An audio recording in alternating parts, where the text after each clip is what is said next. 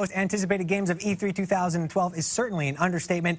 Here to join me for an exclusive demo of the game is Paul Sage, game director. Thanks for joining us, Paul, and we're going to dive right into gameplay because we're so excited to see this. Tell us about the project. So basically, the Elder Scrolls Online has been a franchise people have been familiar with for 20 years, and now you get to play it online. You get to play it with your friends, you get to play it with strangers. From the ground up, we've made it just so it's incredibly accessible, right? So you get in, we want to make sure that you can group very easily with people, so it's going to be one of the most accessible as far as socially. We have a lot of features planned. They're going to make it so you get together with your friends. Maybe you see them in the game, or maybe you see them offline, and you say, hey, I want to go play Elder Scrolls Online. So that's going to be one of the big hallmarks.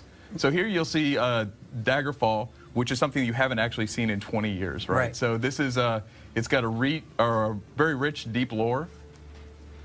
And this is, as you can see the art style. So the art style is this. It's incredible. It spans all the cultures. Yeah, I mean, it's so big. I mean, obviously, you had a lot of decisions to make in terms of the art style. How are we going to represent this in MMO form? The locations, places that you've talked about already, like Skyrim and Daggerfall and things like that. Where are we going to be able to go, and how are we going to be able to explore as well? So you will be able to start off in any one of 3 factions. So we have factions set up for the players. You can start off in the Northeast, where you might be familiar with Morrowind. You can start off in the Daggerfall Covenant, which is in the northwest of Tamriel, or you can start off in the south. You can play a faction that's the All-Merry Dominion that was mentioned in Skyrim, and they're kind of bent on taking over the continent. Right. So why was this the right time, Paul, to launch an Elder Scrolls MMO? Obviously, it's a very big space. It's a very competitive space. You have a great IP, but a lot of gamers, when it was first announced, they said, hey, I love my Elder Scrolls. It's a single-player experience. That's what's different. Why is this the right time for an MMO?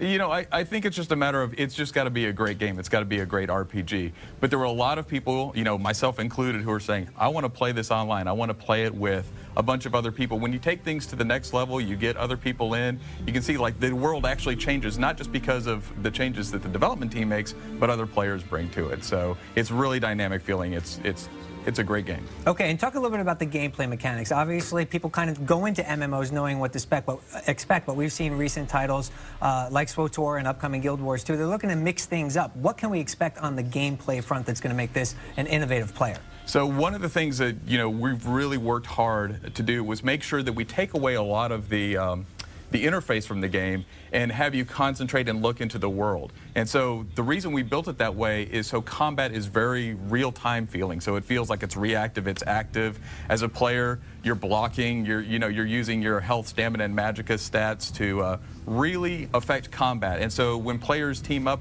they're not just teaming up and pressing buttons over again, but they're really reacting to what's going on in the world. Obviously, a very story-driven world here we're talking about with Elder Scrolls. I mean, the amount of depth that you have to work with is phenomenal. How are you distilling all that down to an accessible experience as well? Well, one of the things that's really great about it is the fact that you get to go in and you get to experience the quests the way you want to experience them. So you don't have to go on to a quest path. You can wander around the world. We'll actually have quests that come to you. So you'll see an NPC run over the hill. They'll grant you the quest. So you explore basically just how you want to explore. You play the game the way you want to play the game, essentially. And you're not on rails at all. It's a great open exploration. In development for 5 years, that's a long time, and in that time, the MMO landscape has changed quite a bit. Have there been things that have influenced design throughout the process to kind of make it more innovative as we're getting closer to launch? Absolutely. So one of the things that's really telling is that when we looked at how we wanted to explore the world originally, it was more of a directed vector through the world. And we said, that's not what Elder Scrolls is about. So we added elements like the compass back in from the single-player games that everybody knows. And the compass really directs you to content. And so, again, you're free to explore. And that's one of the things that really isn't out in the market right now for MMOs, and it makes it great. It definitely looks like the world of Elder Scrolls. How are you classifying the art style? I mean, it's not too cartoony, it's not too realistic. How do you classify it internally? Well, I think it's the art style. Number one, it's going to allow 200 players in the game at the same time, fighting these huge epic battles. And so for me, the art style allows that while at the same time remaining. It looks gorgeous, right? So it's fantastic. All right, Paul, I have so many questions, but I'm not the only one with questions. We're going to head over to Justine right now, who has a few questions for you from our fans on Facebook and Twitter. Justine, what do you got? Oh, we have some interesting tweets, of course, as always.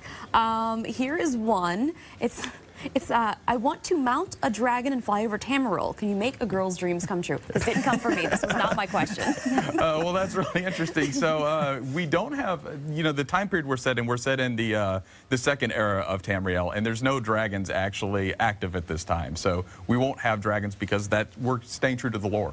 Mm-hmm. Let's see, we have some other ones too. You guys talked about the art style. Mia Culpepper is saying it feels like it's a little departure from Skyrim.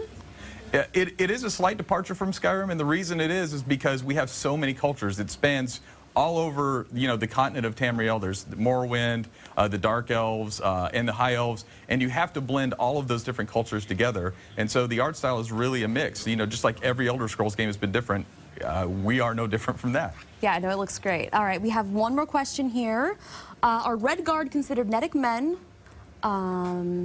Like Nords or Imperials?